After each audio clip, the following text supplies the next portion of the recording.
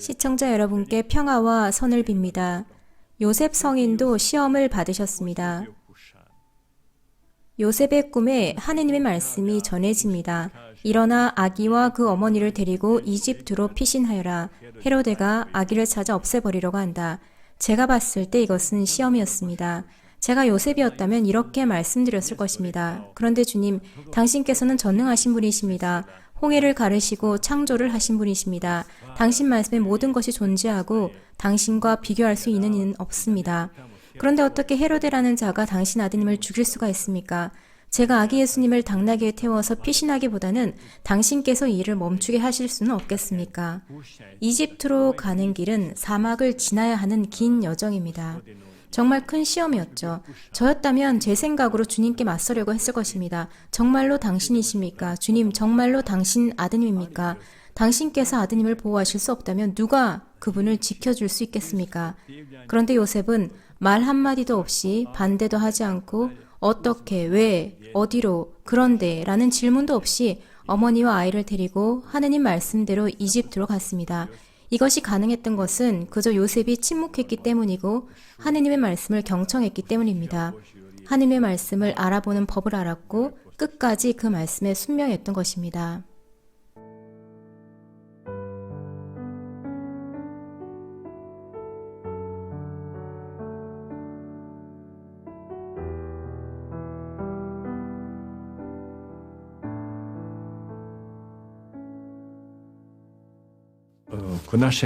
우리의 알로이시의 스테피나츠 추기경님의 경우를 보면 시험과 유혹을 동시에 볼 수 있습니다.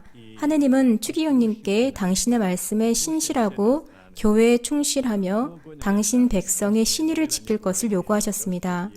스테피나츠 추기경님은 당신께서 신의를 지킬 경우에 박해를 받으실 것이라는 것을 아셨습니다. 고문을 당하고 당신의 자유를 빼앗기고 순교자의 죽음을 당할 것이고 당신 백성이 고통을 당할 것을 아셨습니다. 그리고 이것은 참 힘겹고 받아들이기 어려운 것이었습니다. 반면에 공산당 당국이 요구하는 것을 받아들이면 혜택과 영예를 얻고 온갖 좋은 것을 받을 것이었습니다. 추기경님은 이 두 가지 가운데 서 있었던 것입니다. 시험과 유혹이었죠. 그런데 당신께서 겪으실 고통이 얼마이든지 상관없이 시험을 선택하는 법을 알고 계셨습니다. 추기경께서 당신 마음을 하느님께 봉헌하고 하느님의 말씀에 귀를 기울이면서 어려서부터 거룩함을 살지 않으셨다면 그렇게 결정하지 못했을 것입니다.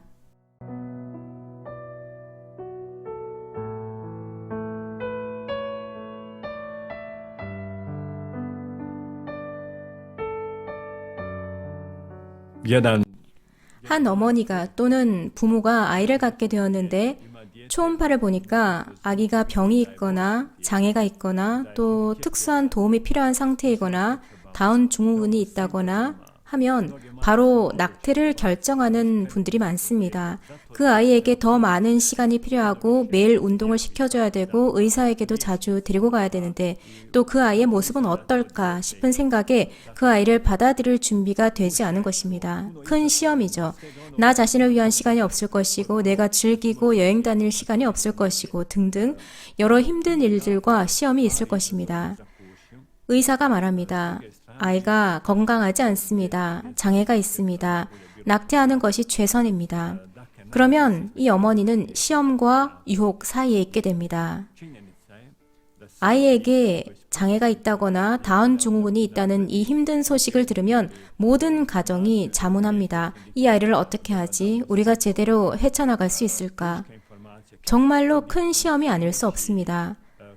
그런데 많은 가정이 이런 자녀가 있는 가정 중에 제가 아는 거의 모든 가정이 이런 아이들을 통해서 오히려 축복을 받습니다. 가정이 위기에 빠졌을 때 그 가정이 위기에서 벗어나는 데에 이런 아이가 도움을 줍니다. 이 아이를 통해서 부모뿐만 아니라 형제, 자매들도 축복을 받습니다. 이들이 시험을 받아들였고 처음에는 유혹 같았던 그 시험이 나중에는 축복이 되었기 때문입니다. 우리의 열정을 보면 하느님께서 우리에게 열정을 주셨다는 것을 볼 수 있습니다. 그런데 그것은 말씀을 선포하는 데 열정적이고 사랑에 열정적이고 자신의 아내와 남편에게 열정적인 것을 말합니다. 이 열정이라는 것이 유혹이 되어서 우리를 죽음 가까이로 내던질 수도 있는 것입니다.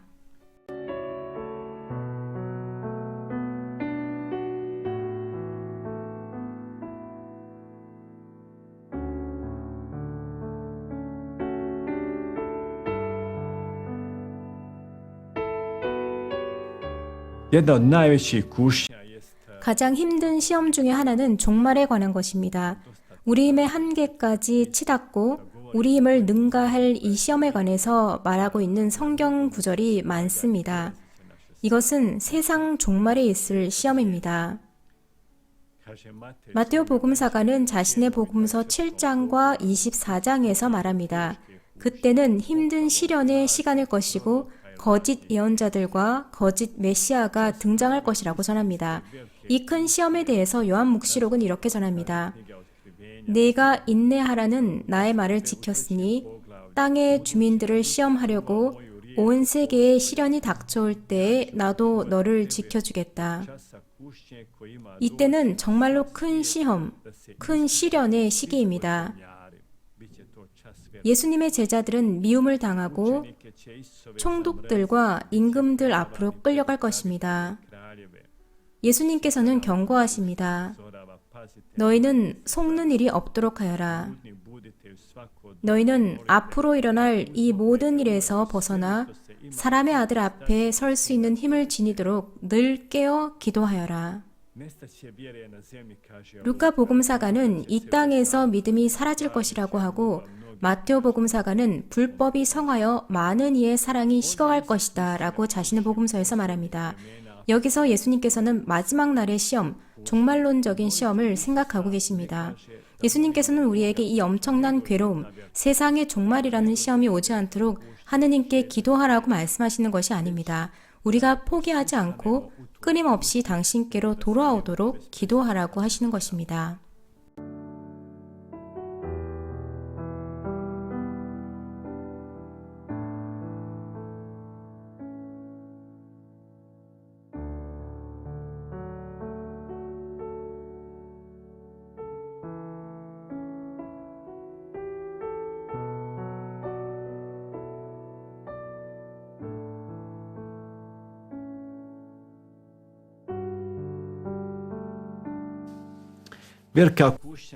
큰 시험은 하느님의 나라가 오는 데에도 있습니다.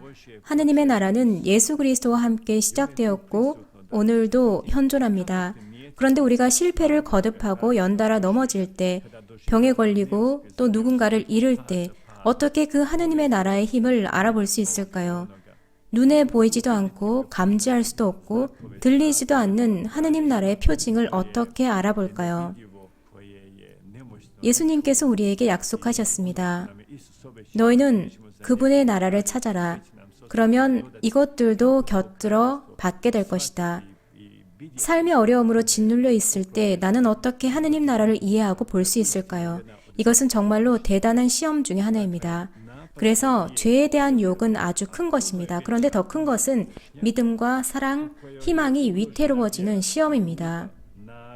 최후의 넘어짐이라는 시험, 절망의 시험, 큰 어려움이 생길 때의 시험입니다. 엄청난 종말의 시험, 제자들의 엄청난 불안은 이미 예수님의 순환 중에 시작되었고 예수님의 순교, 그리고 예수님의 죽음 이후에 제자들의 순교 중에 이미 있었습니다. 이 순간마다 제자는 주님께서 구해주시기를 기도하고 자신이 시내를 저버리지 않고 스승님을 배반하지 않기를, 그리고 자신의 믿음이 약해지지 않기를 기도합니다. 하느님께서는 우리 자신을 온전히 당신께 봉헌하고 우리를 위한 당신의 사랑과 선하심을 믿기를 요구하십니다. 그리고 어떠한 시련이 우리를 공격하더라도 끊임없이 믿음과 신뢰를 가지고 당신께 내어 맡기라고 하십니다.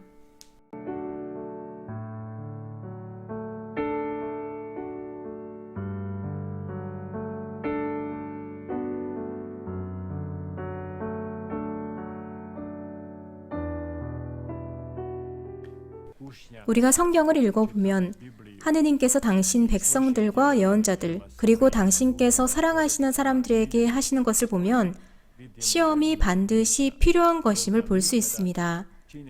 하느님께서는 언제나 우리를 인도하시고 우리에게 시험을 주시지만 우리가 감당할 수 없는 시험을 절대 주지 않으십니다.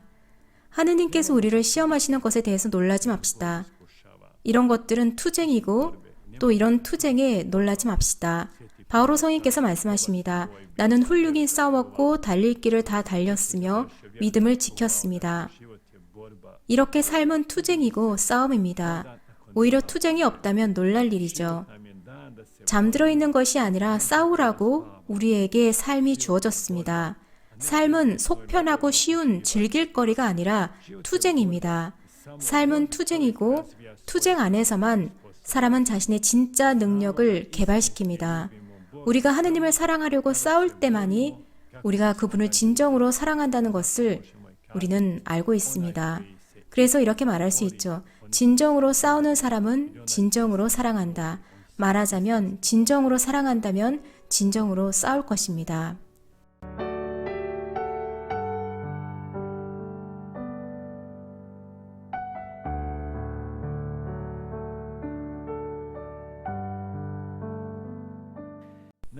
시험과 반대로 유혹이 있습니다. 앞서 말씀드렸듯이 유혹은 사탄에게서 오는 것이고 겉으로 봤을 때는 힘들어 보이거나 어렵거나 받아들일 수 없는 것으로 보이지 않습니다. 유혹은 언제나 솔깃하고 매력적이고 우리 마음에 드는 것으로 우리에게 다가옵니다. 하와의 문제는 유혹의 저자와 말을 했다는 것입니다. 유혹의 저자, 바로 사탄이죠. 사탄이 하와에게 그 나무의 열매를 따먹으라고 했을 때 하와는 처음에는 거부했습니다. 하느님께서 그 열매는 먹으면 안 된다고 하셨고 나는 하느님께 순명한다. 하느님의 계명에 순명한다. 그런데 사탄은 다음 날에도 하와를 유혹했고 하와는 다시 사탄을 거부합니다. 사탄은 다음 날에 또 하와를 유혹했습니다. 이 대화가 얼마 동안 지속되었는지 성경에는 나오지 않습니다. 저는 이 대화가 상당히 오랫동안 이어졌을 것으로 봅니다. 사탄은 매번 가볍게 이렇게 말합니다. 얼마나 아름다운지 한번 봐라. 너는 하느님처럼 될 것이다. 지금 너는 에덴 동산에서 아름답지만 훨씬 더 아름다워질 것이다. 그리고 하와는 며칠이든 몇 주든 몇 달이든 지난 후에 사탄의 말에 동의하고 열매를 따먹습니다. 왜 그랬을까요? 그저 사탄과 대화를 했기 때문입니다. 그래서 유혹에 대해서 말하지 말고 우리는 언제나 예수님께로 돌아갑시다. 예수님만이 승리하실 수 있습니다.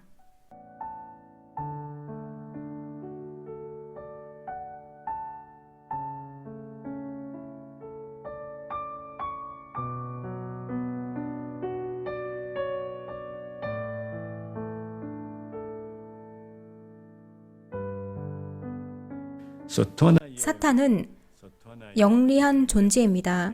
우리가 사탄에 맞설 수 있는 방법은 없습니다. 예수님께서는 루카복음서에서 악마와 그의 유혹에 맞서지 마라. 나에게로 오너라. 내가 그를 이겼다 라고 하십니다. 이것은 예수님께서 예루살렘으로 가셔서 그곳에서 십자가에 못 박히시고 매 맞으시고 대사제들에게 넘겨져야 한다는 것을 말씀하셨을 때 베드로와 예수님의 만나는 부분에서 잘 볼 수 있습니다. 예수님께서는 당신의 죽음을 예고하시죠. 이때 베드로는 무엇을 합니까? 예수님의 손을 잡아 끕니다. 스승님, 그런 일이 있어서는 안 됩니다. 저희에게 당신이 필요합니다. 당신께서 기쁜 소식을 선포해 주셔야 됩니다. 저희가 당신과 함께 있습니다. 저희는 당신 사도들이고 당신께는 이렇게 제자들이 있습니다. 저희가 당신을 보호해 드려야 합니다. 그런 일은 당신께 일어나서는 안 됩니다. 베드로의 이런 말이 어떻게 들립니까? 베드로는 걱정하고 있죠. 애정어리고 보호하는 말로 들립니다. 예수님을 사랑하고 보호를 보여주는 베드로의 행동으로 보입니다. 그런데 예수님은 뭐라고 하십니까? 사탄아, 내게서 물러가라. 너의 생각은 하느님 생각이 아니라 사탄의 생각이다.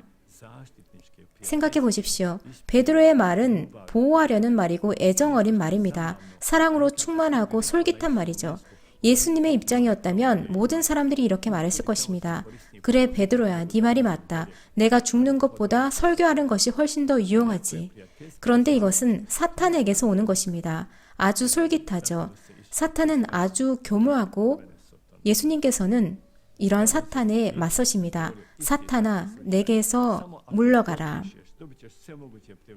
알로이지의 스테피나츠 추기경의 경우도 마찬가지입니다.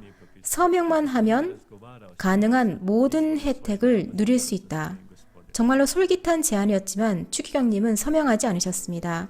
유혹의 군원이 아닌 주님과 대화하고 계셨기 때문입니다.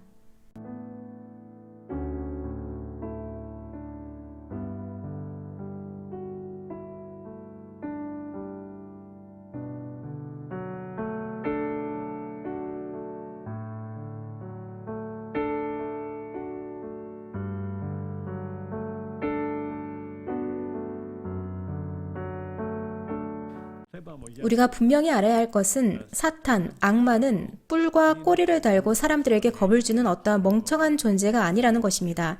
사탄은 스스로 불행하고 사람들을 유혹하고 속이는 엄청나게 영리한 존재입니다. 뿔과 꼬리가 있는 것이 아니라 타락한 천사 루시퍼입니다. 빛을 옮기는 자라는 이름이고 유혹하는 천사입니다. 사탄이 우리에게 접근할 때 우리에게 겁을 주는 것이 아니라 유혹하는 방법으로 자신의 빛과 자신의 열매를 보여줄 것입니다. 그 열매는 우리에게 금지된 것이고 우리가 그것을 맛보는 순간 죽음을 향해 가고 있다는 것을 바로 깨닫게 됩니다. 루카 복음서에 보면 예수님께서 당신 제자들에게 사탄이 너희를 밀처럼 체질하겠다고 나섰다라고 하십니다. 이 말은 사탄이 그렇게 하도록 하느님께서 허락하셨다는 것입니다. 베드로는 자신의 서안에서 여러분의 적대자 악마가 으르렁거리는 사자처럼 누구를 삼킬까 하고 찾아 돌아다닙니다. 여러분은 믿음을 굳건히 하십시오 라고 전합니다. 사탄은 항시 현존하면서 아주 교활하고 매혹적으로 그리고 솔깃한 방법으로 끊임없이 우리를 유혹합니다. 에프라임 성인의 생애에 이런 일화가 있습니다. 성인이 친구를 방문하기로 했는데 이 친구는 사막, 동굴로 가서 살면서 기도와 단식으로 세상의 구원과 세계의 평화를 위해서 기도하기 위해서 하느님께 온전히 봉헌하고 사는 사람이었습니다. 그 친구가 지내는 동굴 가까이로 가는데 에프라임은 환시를 보게 됩니다. 동굴 위에 아주 불만족한 악마 수십 마리를 봤습니다. 성인은 이들을 꾸짖으면서 여기는 착하고 열심한 사람 한 명밖에 없는데 다들 여기서 뭐 하는 것이냐? 저기 도시에 가면 악마 하나밖에 없지 않느냐? 그런데 악마는 이렇게 답했습니다. 도시에는 악마 하나면 충분하다. 도시에 있는 사람들은 모두 우리가 원하는 대로 알아서 하고 있으니까. 도시 사람들은 서로 싸우고 서로 죽이고 또 그들은 부패했다. 우리가 원하는 것을 정확히 잘 하고 있으니까 거기는 악마 하나면 충분하고 거기다가 그 하나도 자고 있다. 그런데 여기서는 우리 수십 마리가 이 한 명 때문에 애를 쓰고 있다. 우리가 불만인 거는 우리가 아무것도 못 해내고 있기 때문이다. 이런 속담이 있습니다. 성인들은 악마 둘이 붙어서 괴롭히고 나머지 우리들에게는 악마 하나씩밖에 붙어있지 않는데 그마저도 자고 있을 수도 있다. 또 이런 말도 있습니다. 우리가 예수님을 위해서 철저히 살겠다고 결심하면 진짜 시험과 진짜 유혹이 오기 시작할 것이다. 우리가 진정으로 복음을 살기 시작하기 전에는 진짜 시험과 진짜 유혹은 아직 오지 않은 것이다.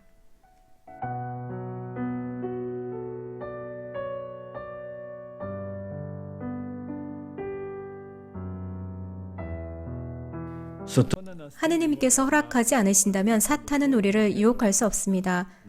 왜 하느님은 사탄이 우리를 유혹하도록 허락하시는가 라고 물으신다면 치프리아노 성인께서 멋지게 답해 주십니다. 우리가 죄를 지었다면 우리를 벌하시기 위해서이고 우리가 의로웠다면 우리를 영광스럽게 하기 위해서입니다. 사도 바오로는 이 부분에 대해서 아주 분명하게 말해줍니다. 하느님은 성실하십니다. 그분께서는 여러분에게 능력 이상으로 시련을 겪게 하지 않으십니다. 그리고 시련과 함께 그것을 벗어날 길도 마련해 주십니다. 고린토서에 이렇게 기록되어 있죠. 이렇게 유혹은 사탄에게서 오는 것이지만 하느님의 허락이 있는 것입니다. 하느님께서 허락하지 않으시면 사탄은 우리를 유혹하지 못합니다. 아우구스티누스 성인은 이렇게 말합니다. 거룩한 세례성사로 여러분은 죄는 끊어지지만 욕망은 아닙니다. 욕망은 다시 태어나고 나서도 맞서 싸워야 하는 것입니다. 선과 악의 싸움은 여러분 안에 남아 있습니다. 여러분의 가장 큰 원수는 여러분 밖이 아니라 안에 있습니다. 그러면 이러한 유혹을 어떻게 이겨낼까요? 예수님께서 하신 방법, 그리고 우리에게 보여주신 방법을 한번 봅시다. 예수님은 호기심이나 야망이 있어서 광야로 가신 것이 아니었습니다. 요르단강에서 세례를 받으시자마자 성령께서 예수님을 광야로 이끄셨습니다. 욕망과 원죄로 상처 입은 나의 인간적인 영, 그리고 나를 유혹할 그런 영이 아니라 성령께서 인도하시는 곳으로 간다라는 것입니다. 성령께서 나를 이끄시는 곳으로 간다. 예수님은 40일 동안 기도하고 단식하셨고 천상아버지와 대화하셨습니다. 그래서 유혹을 이기는 방법은 성령의 인도에 맡기고 죄에 상처받은 내 본성이 주도하는 것이 아니라 성령께서 주도하시는 것에 귀를 기울이는 것, 그리고 기도하고 단식하는 것입니다.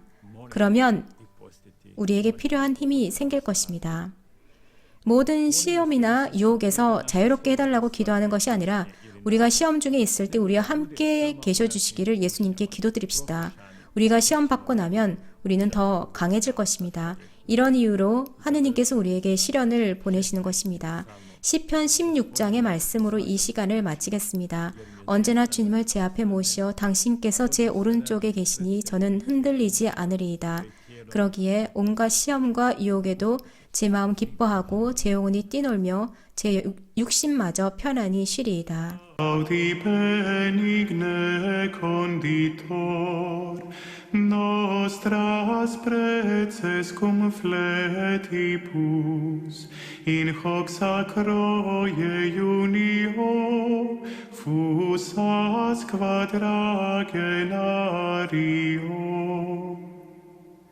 Scrutator al me cordium, infirmatus sis virium, ad te reversis exipe, remissionis gratiam. Multum quidem peccavimus, sed parce confidentibus, ad nominis lautem tui, conferme delam languidis. Concede nostrum conteri, corpus per abstinentiam, culput relinquant pabulum, iuna corda criminum. Presta beata Trinitas, concede simplex unitas, ut fructuosa sint tuis, unio